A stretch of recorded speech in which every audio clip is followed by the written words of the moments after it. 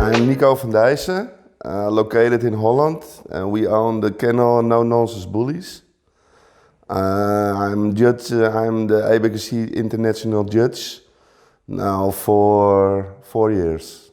I think 30 years ago we started with Dog de Bordeaux, breeding and show the dogs. And when my son was born and everything, we are busy. So in that time we have for 2-3 years no dogs. And then we started with Frenchy bulldogs. A colleague from Manon, he breeds American Bullies. And she tells him when he had pups, come to Nico in his shop. In that time I had a shop. And he comes in my shop and I saw the pup. And I asked him what's the breed and blah, blah, blah. And when he want to go, I said to him, let the pup here, because I like that type of dog, and because the past we have Dog de Bordeaux, and now in that time we had Frenchies, and for me it was a dog that I like, and so it's all started. No, in that time he goes to shows, dog shows, American Bully shows, and I go there with him and another guy. And I had a good feeling about the people around the bully breed, and I was more interested, and I read a lot and I see a lot, and I was really focused on what I want. So we went to Italy, the ABKC show, and I was looking there for a type of dog that I like. And I saw there a dog that was Ace from Simone Poli. And that was the dog that I liked, the attitude, the character, everything. So I asked her from the breeder or where you buy that dog, and she gave me the name of the guy that breed the dog. It was William. And I contact him and ask him, when you have puppies, can you let me know? So because I want to start, and then it's all started. When we had the pup from William, it was a demon boy daughter. We started a little bit to train and everything, and we go to the show. And she was a really good female dog. And we win, and we were excited. And we buy another one from the USA. And we gonna be excited like years before the Dog de Bordeaux. And I don't want to buy more dogs, so I asked Simona for the breeding, because I like that was my dog that I like in that time. And when she was 6 months, we make the appointment. When she's ready, we breed to Ace, and then we keep there a female. And so now we have a whole family around Pepper, Dynamite Black Pepper. For us it was important to create something new for the show, because when she was champed out in that time, we need another one to go further with shows. And first of all, I look in the pedigree, and I see what I not really miss, but I wanted some better. I look for the male that maybe he can give the better things to the female. And when we had a puppy from Pepper, we made already the appointment for the breeding when she was so far to breed. And then we keep there 2 females from that breeding. And so we started again with show. And we are in that time, we are, we had good dogs, maybe lucky, but we're looking also some serious in the pedigree, and the structure of the whole dog. For us it's important to create a good dog for the show and healthy dogs. When you go and you win, you're gonna be more excited. So when we champed out with the daughter of Pepper, we think about we need to create some more dogs for the show, because when she champed out, we need some news for the show. And that's why I always looking for maybe that, and not that we are win everything, but when you win, you're gonna be excited. So for us, then we breed for ourselves to create a dog for ourselves or go to the show again. When I start something, I want better and better and know everything about the breed or the dog or whatever, with birds, with fish, with everything. And in that time I was really busy with my main job, and I had a shop, Japanese koi fish, and I was really busy. Travel a lot to Japan, and in the weekend I had my shop. And when we have the idea to sell everything and buy another house with more space, I have more time in the weekends, and I can do something else that I did before. So I asked some people from inside the organization ABKC what to do when I want to be a judge. And they tell me you need the education, the apprenticeships and everything. So because when I have more time, in that time I have more time for that, I learned online, did my exam and did my apprenticeships with some senior judges. And yeah, so I became judge. I went to Mexico. My last one was in Holland. And before I was in different places. They tell you, first of all, you do the online exam. So when you have that, you do the apprenticeship, so the practice things. And they ask you why, what dog would you pick, what's the fault of that dog, what do you think about, you know. And then together you make so you decide together, okay, what's your pick, and that's my pick. And at the end, he tell you it's okay or not okay. When we started, there was not so many XLs. And for us, it's no problem. It's a pocket or standard. For me, it's not a problem. You know, when they board, you never know what size it's gonna be. So it's a pocket or a standard. And in that time when we started, there was not so many XLs. So yeah, in that we breed the Dr. Bordeaux, and it was really big dogs. And yeah, we started with pockets and standard, so for me it's no problem, or the pocket or the standard dog. But we never own XLs. I want a lot of dogs, but in the morning I go to my work, in the evening I come back, and all the work is for Manon, so I can do what I want because she do all the works. And the ABKC has a standard of the dog. So the standard of all classes, you know, the pocket, standard, XLs. And we're looking for dogs that's close to the standard of the ABKC.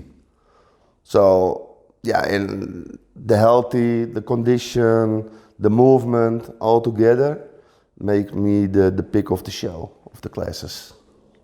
I hope that you breed like the American Bully standard from ABKC. So yeah, when you lose, you lose. But when you follow the ABKC rules, you breed as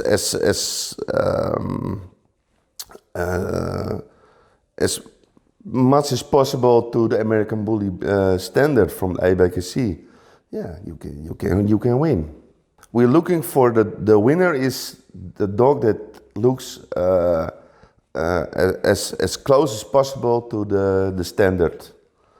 And we're not only looking for the good things or the fault things, you know. The complete package is for us the most important thing. And when you say, yeah, that's not my type of head, it's not your rule, the standard of the American Bully. So when there are two dogs and I give one prize, I see the whole package, the movement, the condition of the dog, the handler, the dogs, some dogs are really nice, but the handler is not really good with the dog. But you see the good parts, and not only the bad parts of the dogs, you know, and not only it's the totally package.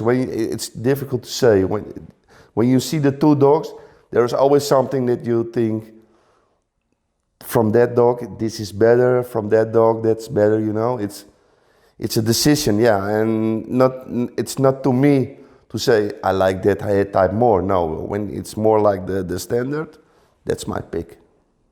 It's a big thing that when you have a good dog and the handler is not really good. We are not judging the handlers, we are judging the dogs. But when you have a good handler with a good dog, and when you have a good dog with a bad handler, there is a big difference, you know. And of course, I don't go for the dog with a good handler, but the handlers bring the dogs better than someone that moves go to the market or the supermarket with a dog, you know. So there is a lot of conversation about politics and blah blah blah, but no, it's a part of the show or the part of that moment. The last time I see a really good dogs, yeah, in Europe, in everywhere where I'm judging. But I think the biggest issue now is the back, the rear. A lot of people focus on the front. You know, when you ask someone from what do you think about that dog? Yeah, it's really impressive front, you know. But that's not only the important thing. It's the rear too. And all together with the rear, good rear, and the movement and a good front, that's the type that we're looking for. Not only the dogs with a good front and can walk, or a bad rear, you know. So for me, I like good, strong dogs, good in condition, with a good movement and as close as the ABKC standard. I think there is not a really difference between the pocket standard and the XL. In all the three type of dogs, they need to be bully, you know, a muscular, short, not too short, but a short back, and a good movement, impressive head, and it's not different in the pocket standard or the XL class, you know. Yeah, we have the rules, the ABKC standard, and it's not important. Or the pocket class need to be head type like this, and the standard head type like this, and the XL the head type like this. They all three need to be bully, you know, muscular dog, strong, good character, yeah, good in condition and healthy dogs.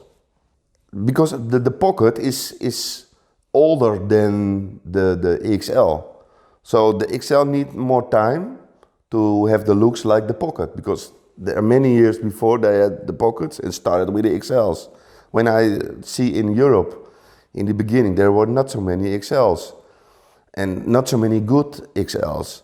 But now we are some years later, and when I'm in the show and when I'm judging, or when I visit the show with my own dogs, or visit the show to see some friends and dogs, for me the XLs is going to be, they move fast with the type of American Bully type I see in the XL now. They are really good dogs now. When I see some years ago, there's a big difference in the type of the XL American Bullies. So maybe it needs more time, but there are some good XLs in Europe. I see some really good XLs. Go to shows, go to see the studs example that you want to use, you know, and ask some and look at the pedigree, and yeah, that's all what you can do. You concentrate on what you want, and yeah, and hope that you create the dog that you want, you know. And it's difficult breeding. It's difficult. You can breed 20 dogs and no one is like you want. So it's always a gamble, you know, when you have puppies and they grow, and there's always one that you think, oh, maybe that, you know. And when you're 2-3 weeks or months away, they have the underbite or they're gonna be like, you know. So it's difficult. But when you have your vision about it, yeah, you're good on your way. Yeah, when you have 3 or more dogs in the class, and all 3 are really, I don't want to say bad, but not really good, and you give the prize, they have the points for the championship. So my opinion is when they are all 3 not really like the standard or healthy, not healthy, or not in condition, for me, no first place. Yeah, your pick is easy when the goods are all good. The dogs are good, you know. It's more difficult to make the choice when the dogs are not so good in that class. So for me, it's good when they come in the ring and I see, oh, that's a nice dog. Oh, that's a nice dog, you know. It's more easier to judging good dogs than judging some not really good potential show dogs. The dogs change in that time, and normally I was outside of the ring or inside with my dog, and yeah, I was never nervous or whatever. But now you are in the middle, you know. And in that time I was outside of the ring. So outside of the ring is easy talk, you know. This, that. But when you're inside, you need to focus what you need for the winner and blah, blah, blah. And I remember my first judging. It was really nervous, you know, in the ring because all the people around you. And normally you're one of them, and now you're in the middle. But for now it's okay when I go and I do my work. I hope I'm good for the host. I hope I'm good for the people that comes with the dogs.